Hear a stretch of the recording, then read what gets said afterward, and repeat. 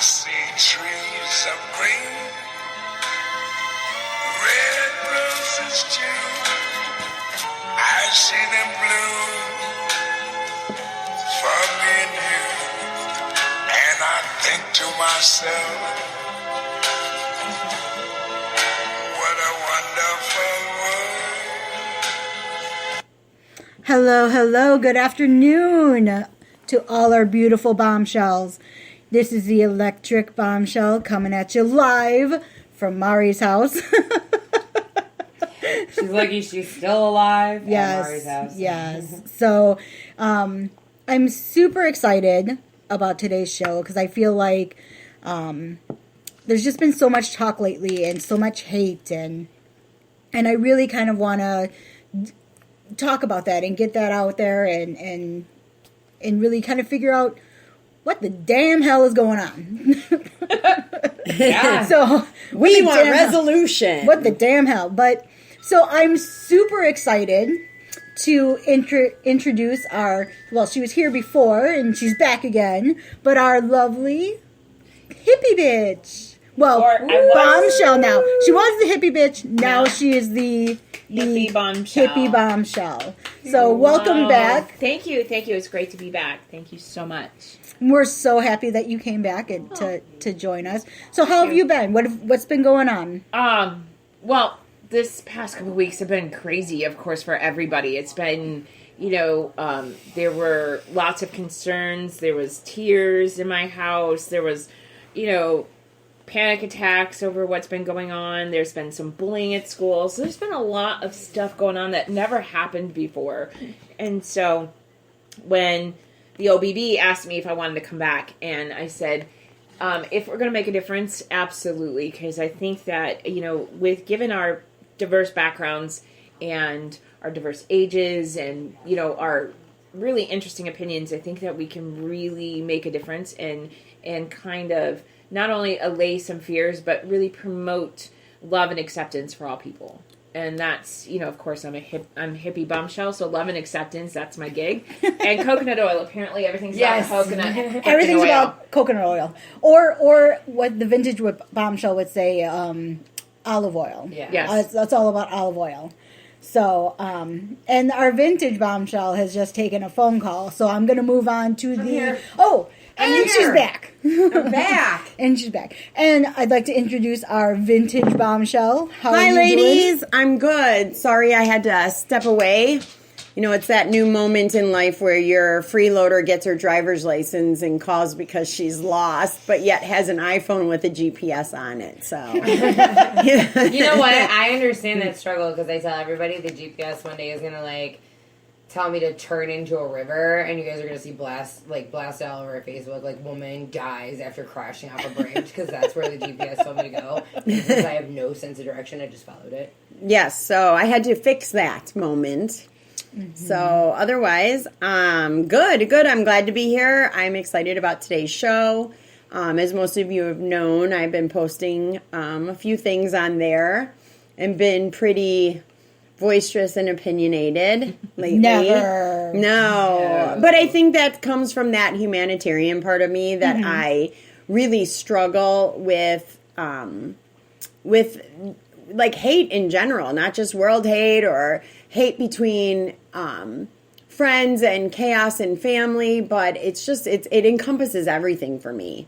So I struggle terribly with it, and so I'm really excited to try and find a way to improve it, not just, personally, but globally. So, And last but not least, we have the awesome, fantastic, super duper OBB. Oh, I thought you were introducing yourself. I was like, No.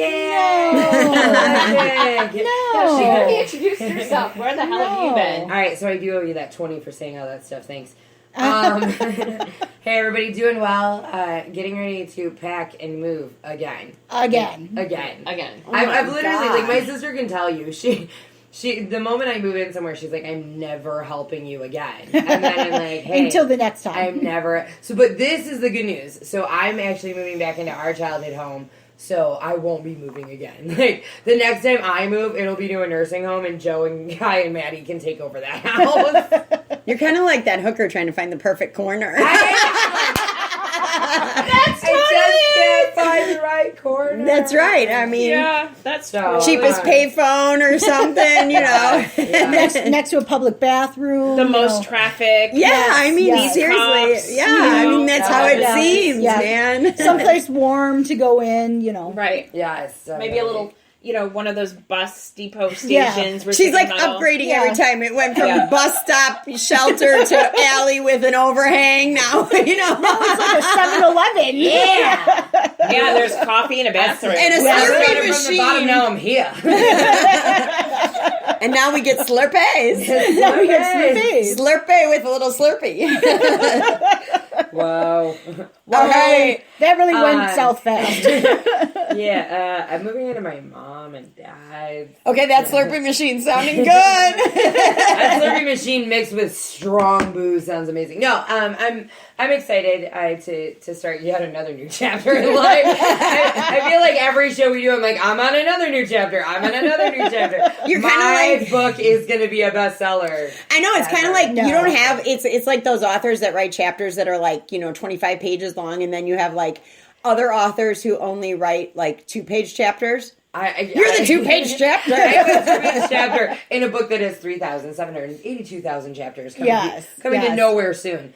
But no, I had a pretty freaking rough week, and this show on Humanity kind of stems from, obviously everything that's going on in the world and everything that, has happened since the election. And I think it just hits home for everybody. Mm-hmm. I know I've struggled personally with trying to maintain integrity and being just kind.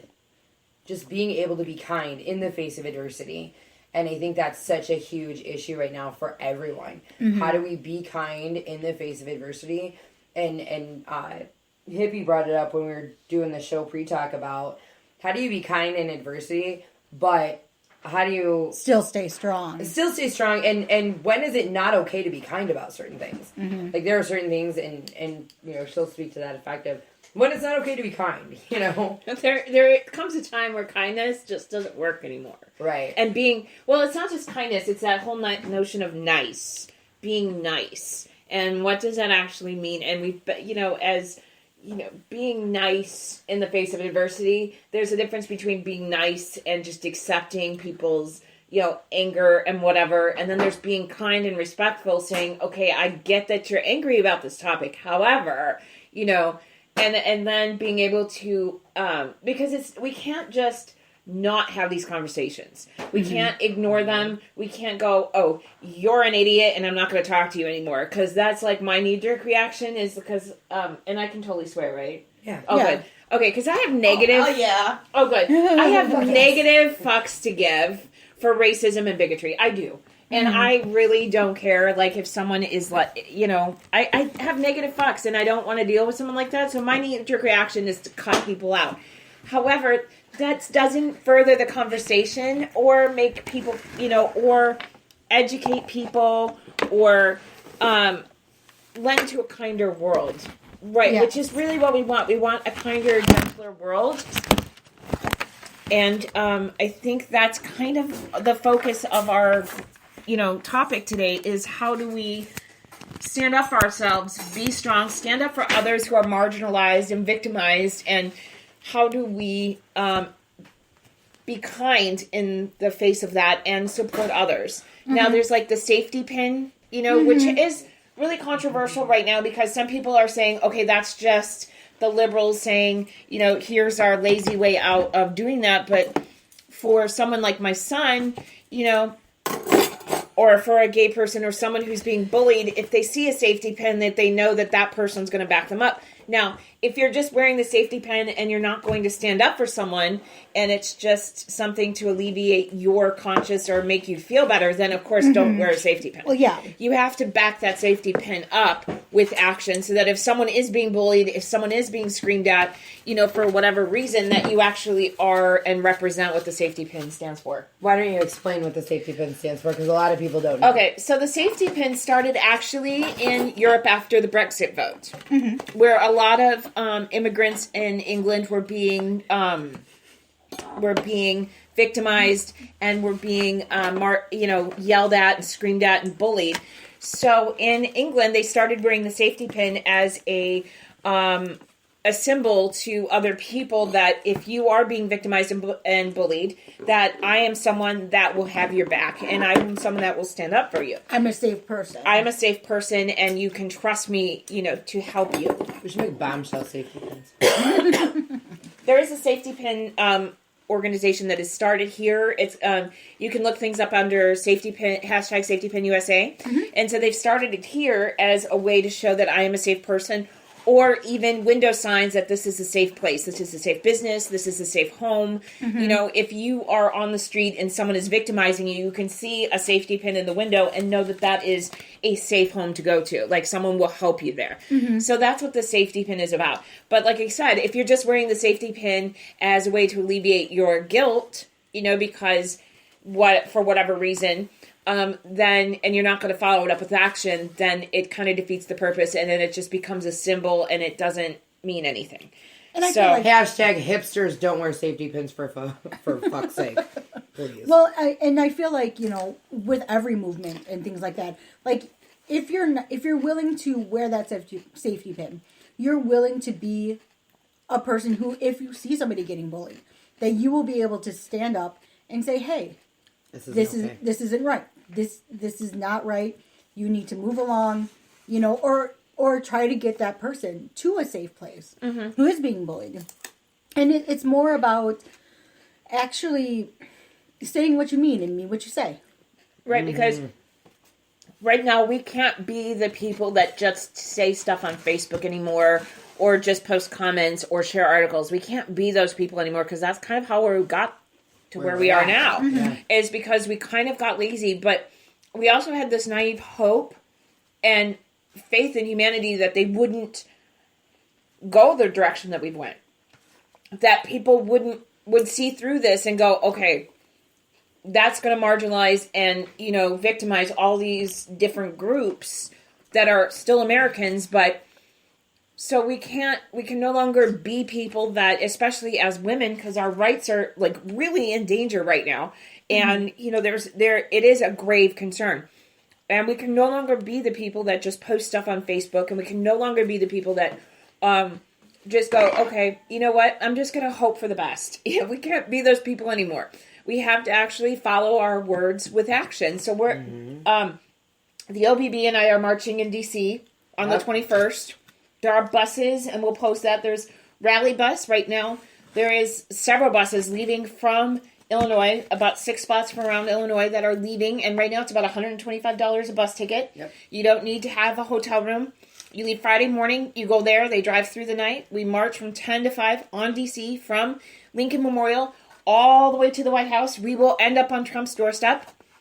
Because he will be president by then, because it's the day after the inauguration. Say that one more time, really quickly. Inauguration.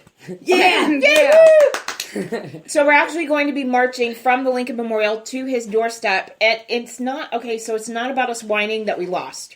I have voted for so many people that have lost in the past. It's not about that. I'm not being a whiny loser. I've been writing Bill Murray in for like the last 16 years since I've been able to vote, and he still hasn't won, so I'm kind of pissed. I'm kind of pissed at you. That's why I'm going. I kind of wanted to put my name on the ballot one year, but I'm not old enough. You got to be 41 to be president, and I'm 37.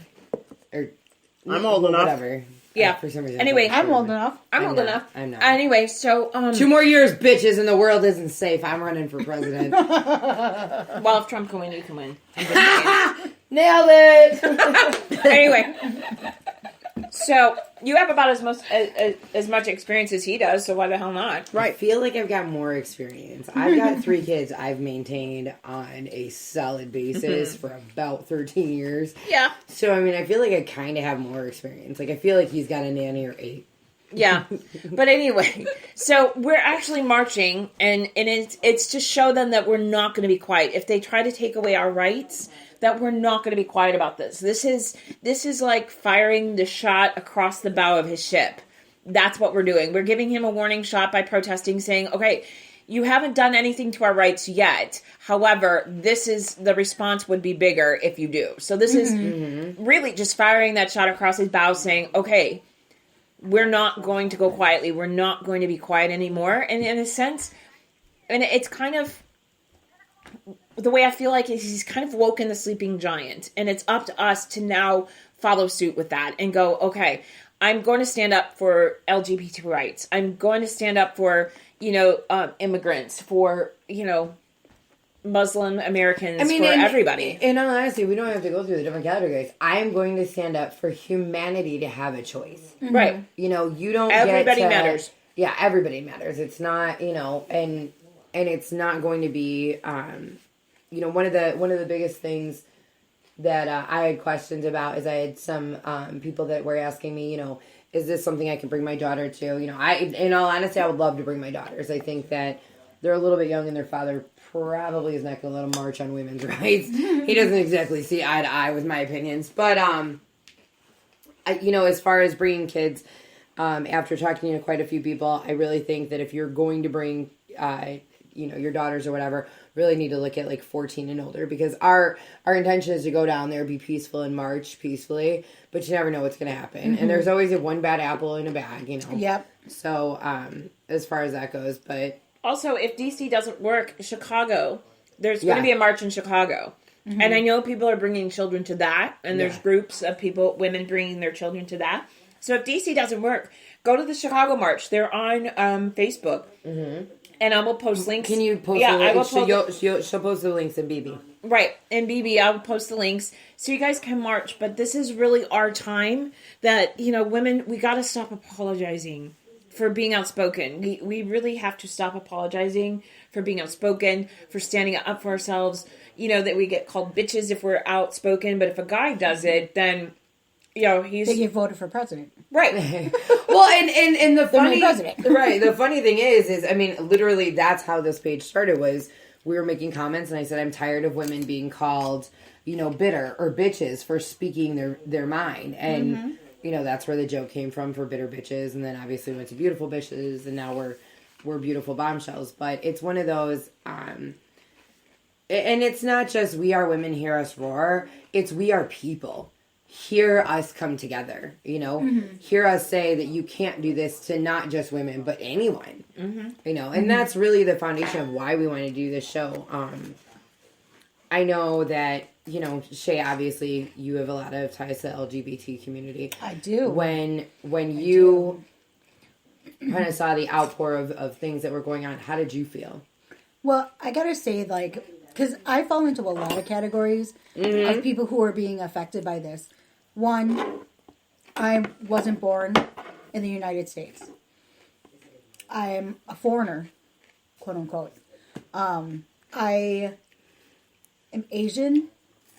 I have disability because I'm on disability, and he's talking about abolishing disability, taking away Medicare, and all these things that really ultimately affect my life. If I was to lose all of that, I don't know what I'm going to do. Mm-hmm. And I have a lot of friends who are trans.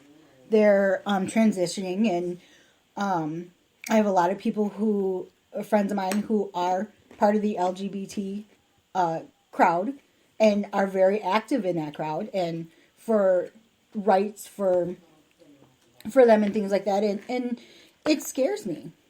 I'm scared. I worry for my friends, and I worry for, one of my friends is, Muslim American, and, I worry for him, and I worry for myself, because people who, I kind of felt like for a while there, everything was very, I don't know, everyone's like, oh, everything was PC and, you can't be racist and you can't do that. There were still racist people, and there were still people who were, xenophobic. Still would just say whatever they wanted to say. And now I feel like they've been given permission. Emboldened, if you will. To be able to speak how they want, regardless of whoever's around or whatever. I mean, I remember working, I was a checkout person in a grocery store, and this gentleman got in line, and he was like 2 or 3 people back. But from the second he got into line to the time he made it to the register, he literally made every racial slur that you could make. And granted, of course, I was in high school at this point. And, he spent his whole time, probably like a good 10 minutes, talking about, oh, I bet she's only here for her green card. And I bet that we should send all these gooks home, and what they're taking our jobs, and they're how dare she be here? What right does she have? And literally, because I was working, I literally scanned all of his stuff, told him to have a good day, and sent him on his way. But for people who, I mean, it's. You didn't have a choice. And this is kind of where we go with the humanitarian subject that we were talking about earlier. You didn't have a choice to react to his inhumanity. Well, and the thing was, you had to conduct yourself in a professional manner, which means you just have to take it. well, And that's not okay. and the other thing too is I felt like, well, I could have fought back. I could have said something, because literally after he left, my manager came over and she said, "Don't you ever let anybody talk to you like that again." Amen. She's like, go to the bathroom, and she's like, take a few minutes. She's like, if you have to go home, that's fine. She's like, but don't ever let Props anybody. to that manager. You know what I mean? Yeah, no, because most people will be like, "All right, suck it up and move on with your work day." Well, and she was like, I'm really sorry that this happened, and it shouldn't happen. And the sad thing is, I understand that people are like, oh well, they're racist, and they. Sometimes I feel like people don't understand exactly, because I'm looking at 3 white women. Look, okay, just because I haven't had time to go tanning doesn't mean anything, Shay. Yeah, but you know what I mean? Like, so you don't know what it feels like to have somebody literally, but that's not saying that people haven't been prejudiced against you or haven't put you in that position too. So, but we can have empathy. We can imagine what it would be like to be in your shoes and to be screamed at something you have no control over. Yeah. It's the same thing for being a woman. Like, we were born women. We don't have a control over that. However, we do get discriminated against. We do get our rights taken away. We are minimized. I mean, look at... Okay, not to bring back to politics, but really we have to. Hillary Clinton, she had her emails and she had Benghazi. Right? That's the 2 biggest complaints. But wait, and how she treated the women that her husband slept with. Now, mind you, she didn't cheat. Her husband did, and she defended him, which every woman would. However, who they elected? A man who cheated on wife number 1 with wife number 2, and cheated on number 2 with wife number 3. So this whole party of family values elected a serial adulterer. However, even women were going, but look at how she treated the women that her husband slept with. But she didn't do it. So, I mean, you have to look at that double standard that even women are faced with. Like, if we stand up for ourselves and we believe our husbands, okay, he didn't cheat, these women are saying this, and she believed her husband, she was proven wrong, but she believed her husband. Quit tapping on me. We all know I believed my husband. We all know he cheated. But, and to speak, But here's the thing. Again, I don't know how it is to be of another nationality. I don't. However, I can empathize going, God, that's got to be super shitty. to be screamed at over something you have no control over just because of, like with Shay, her skin color is different, her eye shape is different. Okay. But here's the thing. We had dehumanized so many different types of people going, okay, just because they're different, they must be less. Mm-hmm. And women are less, and nationalities are less, gay people are less, Muslim people are less. And if you're not, I hate to say it, but a white Christian and a male, you don't get to win automatically in this, in our society. Mm-hmm. And really, it was hard for me growing up because, not only was I Asian in like a sea of white people, I was adopted too. Mm-hmm. And so, I went through high school with, people doing that whole, you're chinko, and I joke about it now, and I'm okay with, like, my friends joking about it. Oh, well, you're a bad driver because you're Asian or something, But I am not Asian, and I am the world's worst driver. Can I get an amen? Amen. And I'm guilty of it because I make fun of her. I always say, open your eyes. They're like, how do you see the road? How can you see anything? However, real quick, to speak to that effect, I think that is one of the biggest things that's now a coping mechanism for people. I work with, an amazing Black woman, and we were having a talk about her son, walking home after his basketball game. This kid's an honors student, he's being looked at by colleges. He's a sophomore, and he can't walk home from his basketball game because he is an African-American male. Mm-hmm. Okay? He cannot be seen in the dark in Chicago Heights at that time because it will be a problem. Mm-hmm. Even though, he's got nothing. And she makes jokes, like, they make jokes about it now, like, maybe we could get him, they made a joke, like, maybe we could get him some baby powder, and we could put baby powder on him, then he could walk home, we wouldn't have to worry about rides. But it becomes a coping mechanism, and the worst part about that is even though you're okay with it, and, your friends, obviously, and it's a joke now, how sad is it that we have to turn your racial slurs, your prejudice against people, into a coping mechanism for them, because this is how we're going to take your power away. You shouldn't have the power to say those fucking shitty things in the first place. Right. Like, so I'm going to say them about myself. Right. And then that takes away your power in that. Exactly. Like me calling myself a fat kid. Well, I can call myself a fat kid because guess what? When you say I'm fat, I can say, well, duh, I just told you that now where's the chicken wing. Yeah. Right, but you're giving them justification then. And that's, you shouldn't have to. That's the other problem with that. And I think that's kind of where we fail a lot. Is we allow it and we justify it for others. Oh, totally, it's true. For you, Shay, what became the turning point? I mean, obviously, we said it. You're looking at three white women. For you, what became a turning point where, obviously, at some point in time, it goes from this is how you degrade me to this is, this is where I laugh and I'm fine with it. So how did that happen? So here's the thing. So, I've never really. There's a difference in how somebody can say something to you. Amen. Mm-hmm. There's a difference on how if somebody says to you, oh, like we joke, oh, why don't you open your eyes, blah blah blah, and my boyfriend makes tons of jokes, but they're saying it in jest.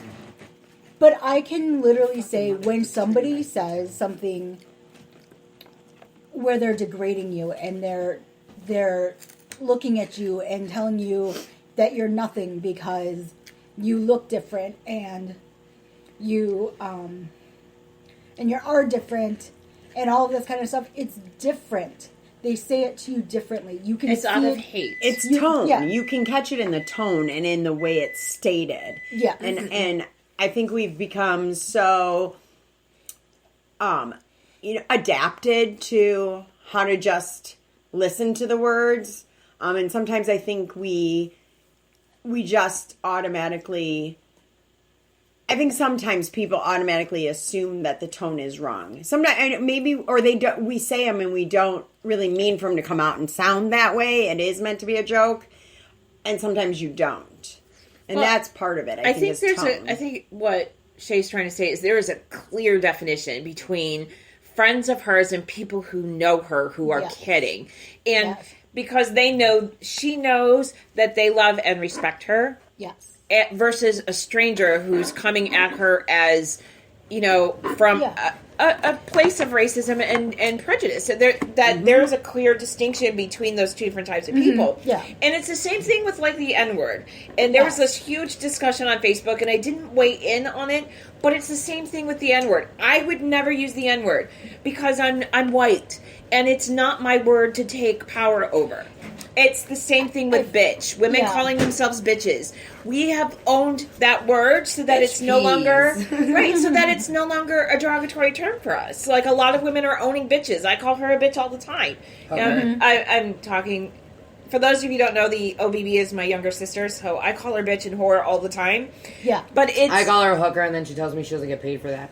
Right. But saying it to her has a completely different connotation than if you said it to a stranger in a bar. Yeah. Exactly, and that's the point. That's the thing is, I mean, obviously I flirt, I joke around. We have a sex show, for Christ's sake, okay? Yeah. And there are times where I have had men, whether it be via message, out in public, say things to me that are very crude. Mm-hmm. And I have no problem setting them straight. I've never been a shy one. Really?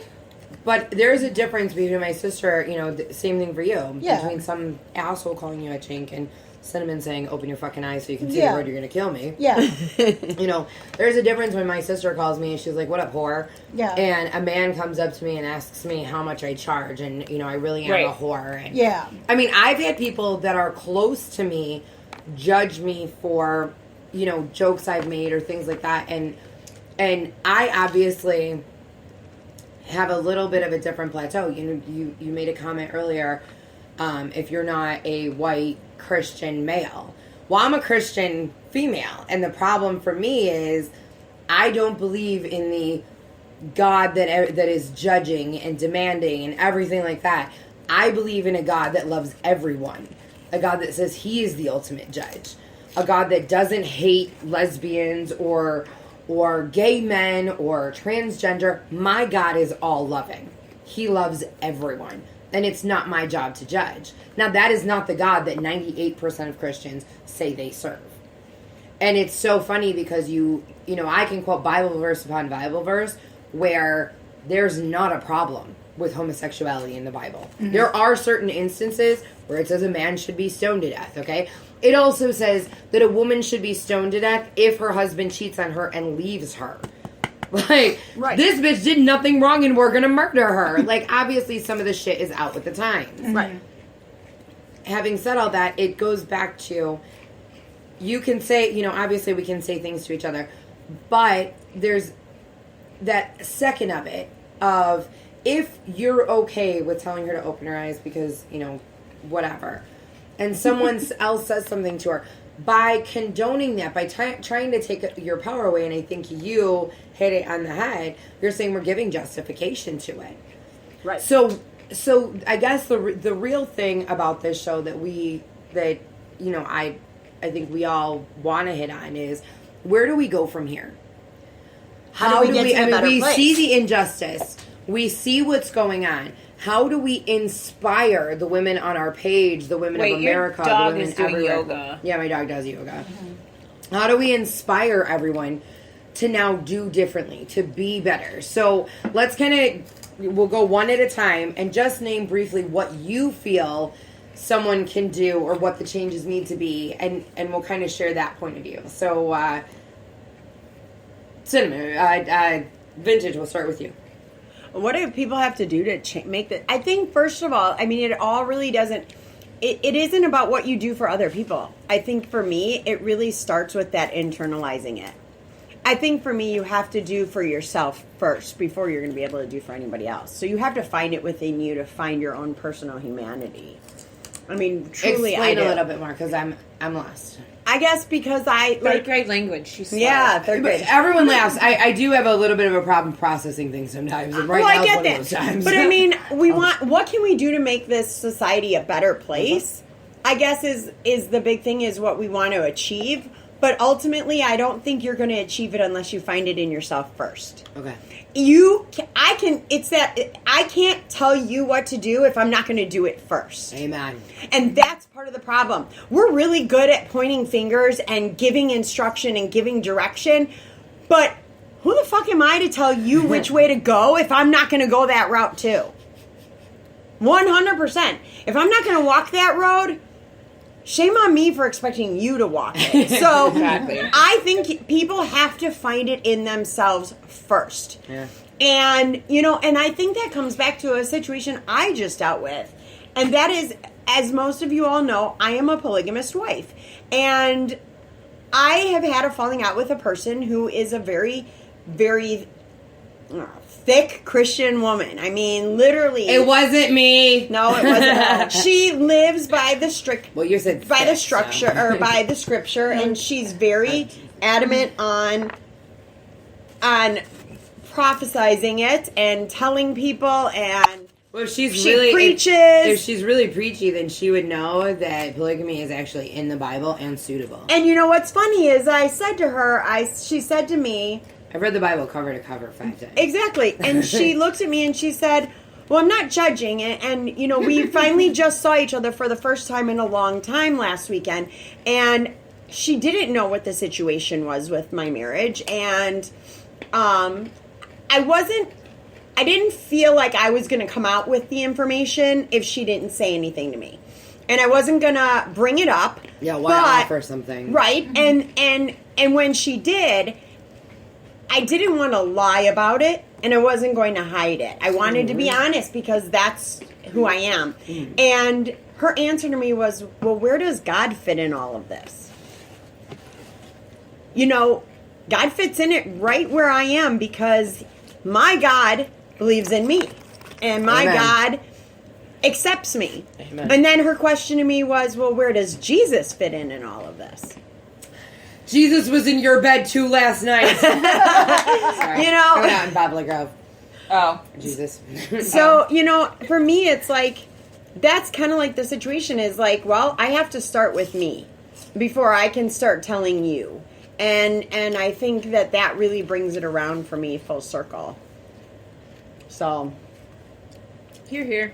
Definitely. All right, who wants to go next? I will. For me,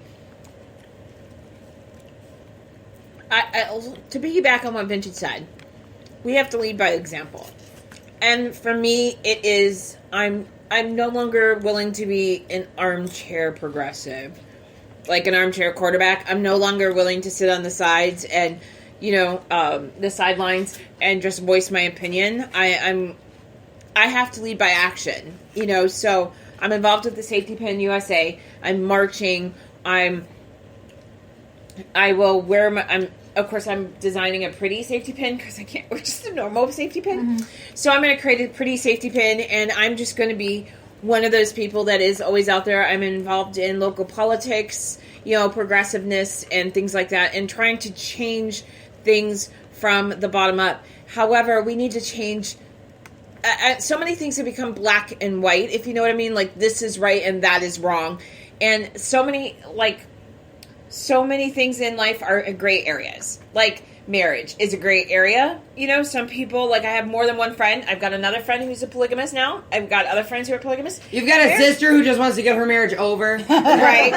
Sorry. I'm not nice. Anytime I can ever say that, I do. But there's areas of grayness. And things are not as black and white as we always seem to. But the wording has been taken over and made so polarizing that people are they hear certain words and get activated by it. So I'm really of the opinion that we need to lead by action, and we need to take steps and not be quiet and stand up for people. And I love everybody. I support Black Lives Matter. I support all of these other causes. No DAPL. I support the causes that matter because there's so many things that are getting lost. I support income equality. There's so many things that are just being lost to the world. And I don't want to be the type of person that just has no actions to follow up my beliefs. Mm-hmm. So that's what I say. And be kind. I hate the term PC because I think that to be a kinder and gentler and more tolerant society means we're evolving and maturing as a society. So I don't think being politically correct is actually a bad term.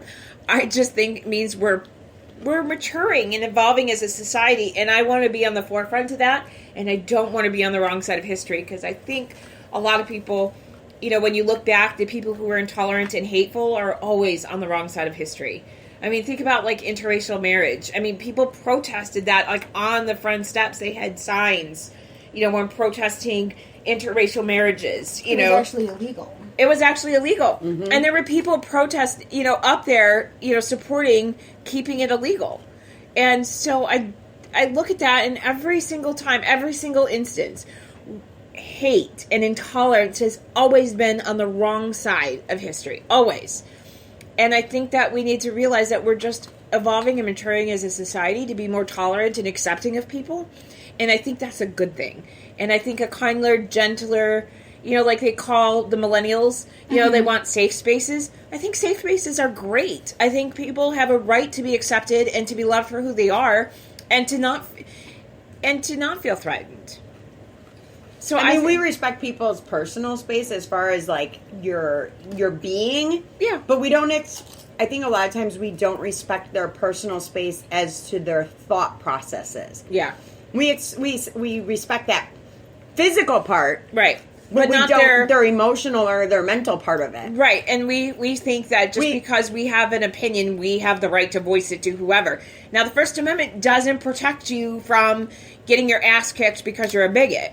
It protects you from the government, it protects you from the government. So if you're going to be a racist and a bigot, and then you're going to bitch because people are kicking your ass or whatever, no, that's not your First Amendment. You're just being an asshole. I'm sorry. You just are. Right. And There's a T-shirt I saw the other day. It said it's called a First Amendment right, not a first right to be an asshole. I want that Exactly. T-shirt so bad. right. And I think that's what it comes down to. We're really, as a society, very we're really taught or structured to, not walk right up to a person and literally touch chest to chest, but we're taught it's okay to be judgmental of your opinions and your thoughts, and to invade that. And if we can't just invade that space and get chest to chest to you, how can our opinions get chest to chest in your head? I really think that my mom's number one rule should be an amendment to the First Amendment. If you have nothing nice to say, don't say anything at all. Right. So why don't you listen to that? Because I'm an asshole. Okay, I've got the First Amendment asshole right. No, but I mean, in all honesty, siblings. I think there in is. siblings, there is no laws in siblings. There's no Declaration of Independence. There's no amendments. No. You don't have a right to anything but to how I feel. Exactly. But to go along with that, and I said this earlier before we started the show. Yeah. Everybody has a right to their opinion. And now, if you want to shout from the rooftops, I like red wine and white wine sucks. Or I like coffee, or I like this movie over that movie. Fine, your opinions count. Shout them from the fucking rooftops. I don't give a damn. However, if it's about someone else's, I thought you were lifting up your dress for us. I was like, woohoo, vintage! No, Sorry. pulling out the booty shorts. Fixing her Spanx. Anyway, but if you have an opinion about someone's lifestyle, the color of their skin, their sexual orientation, their gender, their whatever, if it's about another person's life or their being or something they can't change about themselves, keep that fucking shit to yourself. It's not appropriate, and no one really gives a damn. No one gives a shit. If it's not hurting you, then don't worry about it. Exactly. My choice of my relationship doesn't affect you. So shut up. Shut the fuck up. No one gives a shit. Right. And I guess, and there are very few circumstances where it does. When it affects my children, yes, my mother has a right to say something. But for the most part... No, don't give power to mothers. We don't need ours listening to this and thinking she's got any kind of power. Mom, that was not for you. But no, She already takes that power. But you know what? To take that power and use it to the point to make you realize it is a little different. that you can fix that or you can change it. Right. You can change your mind about being an asshole and a bigot. You can't change the color of your skin. Right. I mean, No. yeah, you can't change the color of your skin. You know, okay, granted, you know, if you're like my sister, she could dye it if she wanted to. Shut up. I knew that was. I was waiting for you. But to be like, there's you that's a remember when prime you went to Vegas example. and you forgot to go like this and your knuckles were white. Do you remember that? But that's a really good prime example. Because if you could say your sister could lose weight. But it's not going to matter if you think she should lose weight. It should matter that she thinks she should lose Right, weight. my opinion doesn't. See, I know my sister doesn't give a shit about my opinion, so I'll tell her it anyway because she's my sister. That's not true. But I mean, it's my sister. I can say what I want to my sister, but I know she knows that I love her to the day I die, and with my dying breath, I love my sister. You know, regardless of what you say to Can I me. get that recorded? Oh, It is recorded. it is. It's recorded for all time. She's gonna replay this to me. Oh, you love me. This is gonna be my ringtone from now on. Every time you text me, it's gonna be like, "I will love you to my everlasting breath." Fuck me. Oh my god. But I mean, seriously, that's really what it Yeah. comes down to. And I think people take to heart, oops, I'm spitting. Don't spit in the dip. I'm not. Or on the vegetables. Anything but the cake. Save the cake. We have a really good. Who made the cake, by the way? I did. Oh, it's Cinnamon. awesome. I've never had pineapple upside down cake. I never either. It's really tasty. Thank That's you. very But good. I mean, I think that's We're part of it. deprived Is, children. Thanks, man. and as part of society, we've become accustomed to taking those opinions to heart. Right. And doing for other people because they tell or doing what we should do because people are telling us to And do that. women especially are doing that. Like, we're so guilty of that. We are Okay, because I hate to interrupt you, but I want to make sure because we've almost got to wrap. I just want to make sure that we get to Shay. Shay, what do you feel is, you know, where can we start to bring back humanity? I really feel like it has to start with yourself. There's so much. I mean, it really does have to start there. Like, you have to look at Vintage yourself. started a movement. Well, Woohoo! We're gonna move vintage out of here. No, she was moving all sorts of things before, but anyway, so, but also too, I'm gonna expound upon that. But you know, the thing is I've come to the conclusion, and it's a little bit sad, but I've accepted the fact that people are gonna say whatever they damn well please. Whether or not I agree with it, whether or not it hurts me, whether or not it's something that's gonna affect my life. The thing that changes is how I react to it. And, you know, it happened a lot where, He's my dog. you know, like I said, in high school, you know, there was somebody, I was on the gymnastics team, and, you know, there was somebody who was in the Aren't Asians stands. supposed to be on gymnastics teams? Just Yeah, kidding. Yeah. But, you know, the thing is like, so I was on the gymnastics team, and somebody in the crowd was talking about how I didn't belong there. And the way that I chose to react to it was to walk away. And really, for me, I feel like I treat other people how I want to be treated. Amen. I'm not like a very hateful person. Confrontational. I'm not confrontational. And you know, the thing is I sometimes I can be, but overall, I would kind of let somebody walk You're all not. over me, No, oh God, yeah, you do. and then I would apologize. I'd get to you a them. napkin, but watching you try to lick off your tatas and rub the vegetable dip into your chest is so much more fun. Sorry. And entertaining. It is. It was It's moisturizing. But you know, I really feel like Go. it's up to me. It's up Yeah. to me to teach my child how to be a good person. You know, to show other people what a good person can look like. You know, and we talk about like being the change. And Be you know, the change you want to see in the world. Isn't Yeah. that the quote? yes. And you know, the thing is I want to see everybody kind of get along, and I want to see people actually, instead of like starting with their hate speech and talking about, oh well, like people who are like, oh well, the Black Lives Matter thing, that's all bullshit and blah blah blah, and It's like, but you're not black. Right. You're not an African American. You don't know what You it's don't like. get to say. You know, but for me, then in my mind, I just think, you know what? I don't want to hear that speech. I walk a different way. I go over here. You can go ahead and say whatever you want because no one's going to stop you. Even if I'm sitting here in tears and bawling my eyes out because you're insulting me, that's not going to change you. That's not going to change the way you think. That's not that's not going to change anything. Right.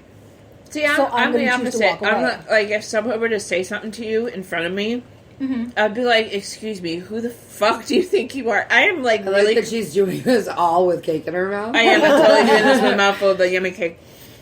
But seriously, I would be the type of person that'd be like, who the fuck do you think you are? And see, Shay would stand up for someone in Else, her but not herself. But see, not herself. But see, that's what we need to do as women. We need to stand up for each other because it's so hard to stand up for ourselves because we don't want to cause drama. But and I think that we need to stand up for ourselves. And that's part of the reason why I'm even marching is so that I can stand up for people who won't stand up for themselves. Yeah. Who are too nice, who are too polite. I'm done being polite and nice to people. When have you ever been polite and nice? I am to strangers, just not you. Oh, okay. I am just people I don't know. How much stranger do I have to get? Oh, you're really strange. Yeah. But I know you. So that's my point exactly. Shay won't stand up for herself, but she would stand up for other people. But we need a tribe of women, like women everywhere, who are willing to stand up for other women and other people. And that's what this whole podcast is about.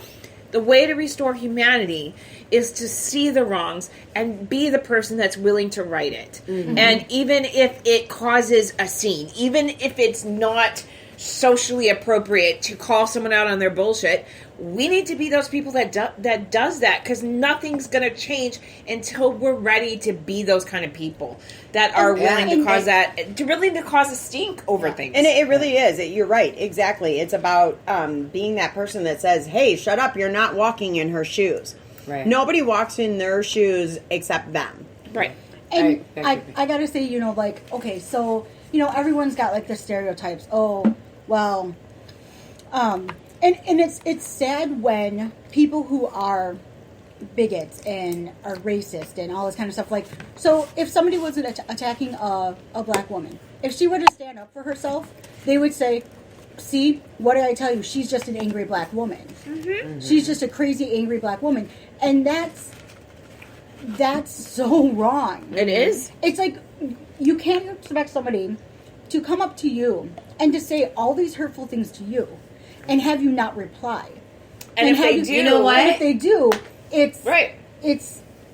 You know what I mean? Like, it can be twisted. It can be twisted. Oh, see? I told you. They're all crazy, or, Yep. And that's what you're saying. So that's why, for me... But and I think there's 2 points to be made here. There is definitely a point where you need to be able to stand up, not just for others, but for yourself, and say, this is an injustice, this is not okay.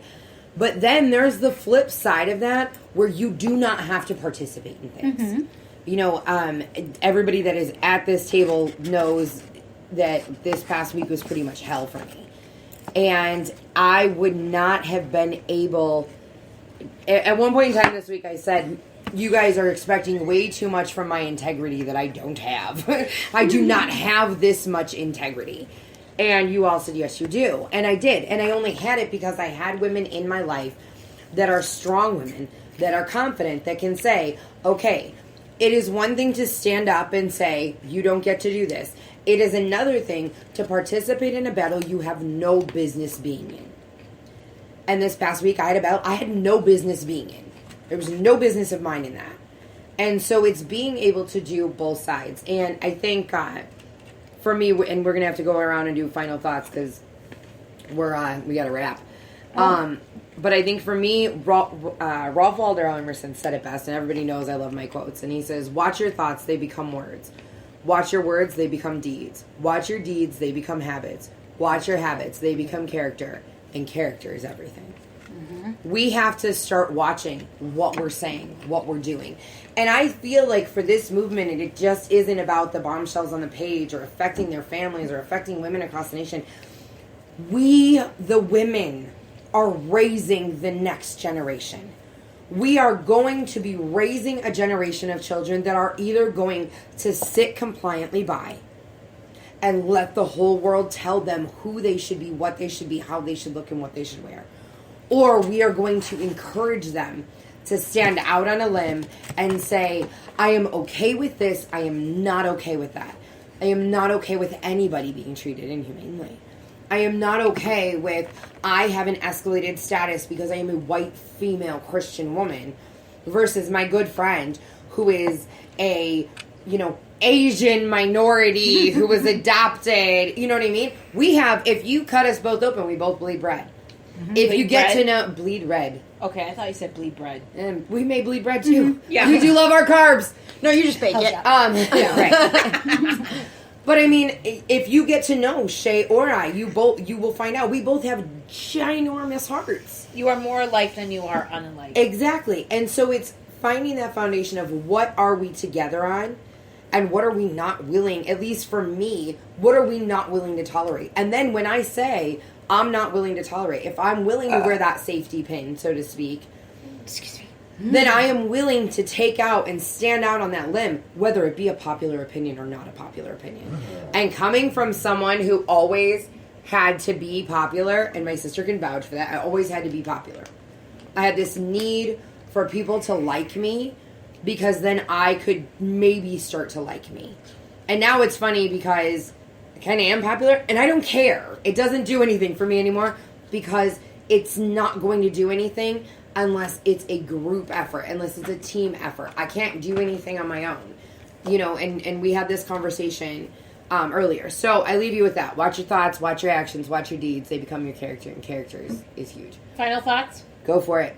I think that we just need to be kind and love each other. Yeah. For whoever that person happens to be, and stop looking at the superficialness of, we are more alike than we are unalike. And I think we need to look at people for who they are and what they, what kind of person they are. Look at their hearts instead of looking at the superficial things that make us different. Mm-hmm. And to love and appreciate that. And then to educate our friends who don't know an Asian, who don't know a polygamist, who don't know, a mother of a trans son, which I am. My son is transgender.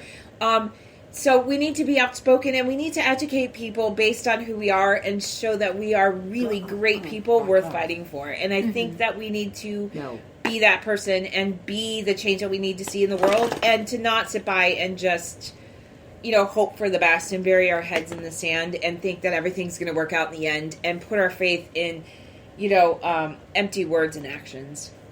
That's my thought as the hippie bitch. Thank you, hippie bombshell. Or hippie bombshell. I mean, you're still a bitch. You always I will am be. a bitch. All right. Suck it, No thanks. lady.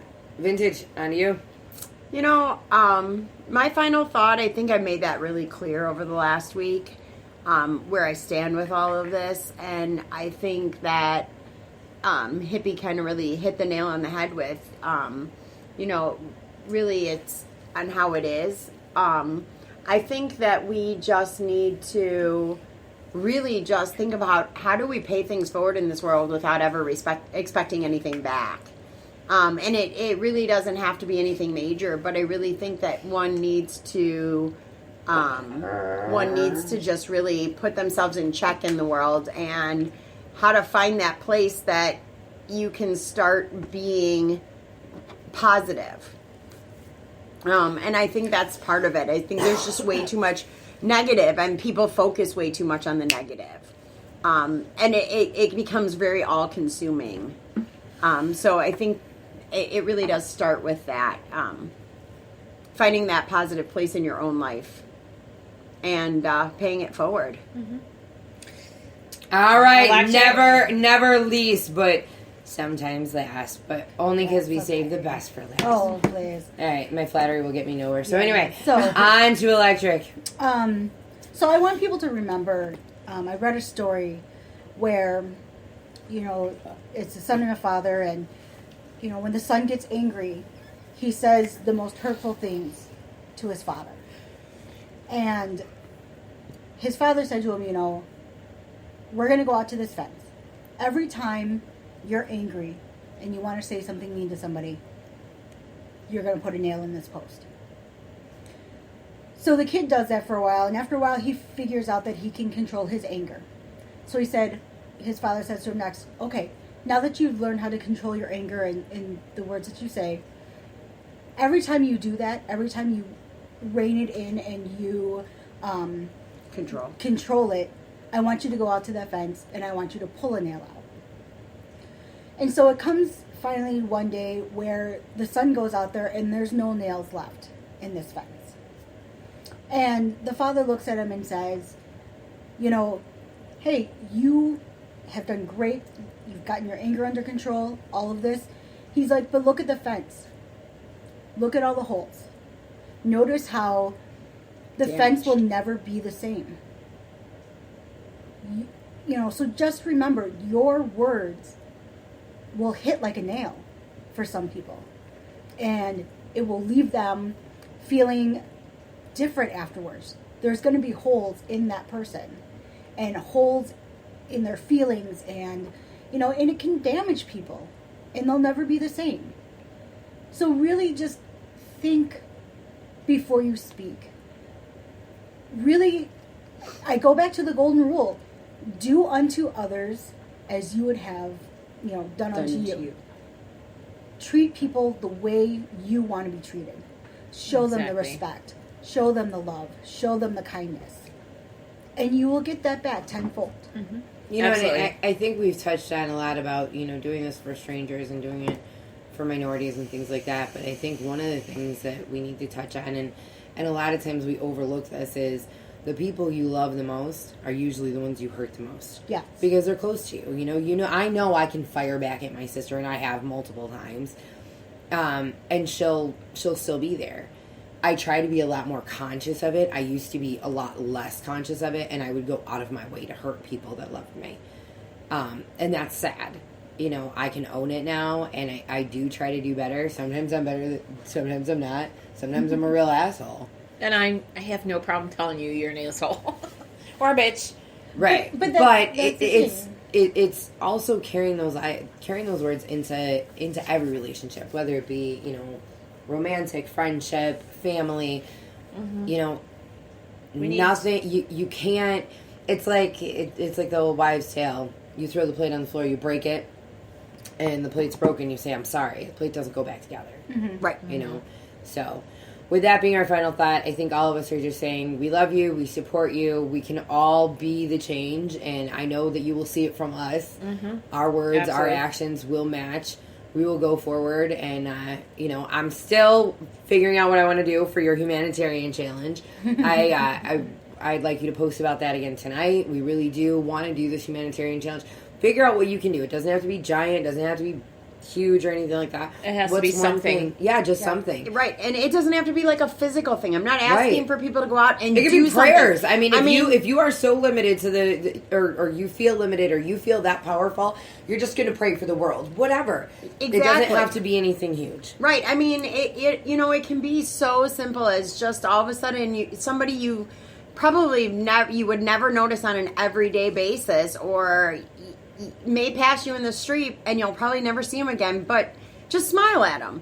Hold the door open. Hold the door open for a stranger. Right. No one's asking you to buy a cup of coffee for someone you don't know. A little bit of kindness goes a super long way, and if we all take on small acts of kindness all the time... Right, we have 1,800 women on our page. If we have 1,800 women go out in the world and do one act of kindness a week, that is 1,800 acts of kindness a week.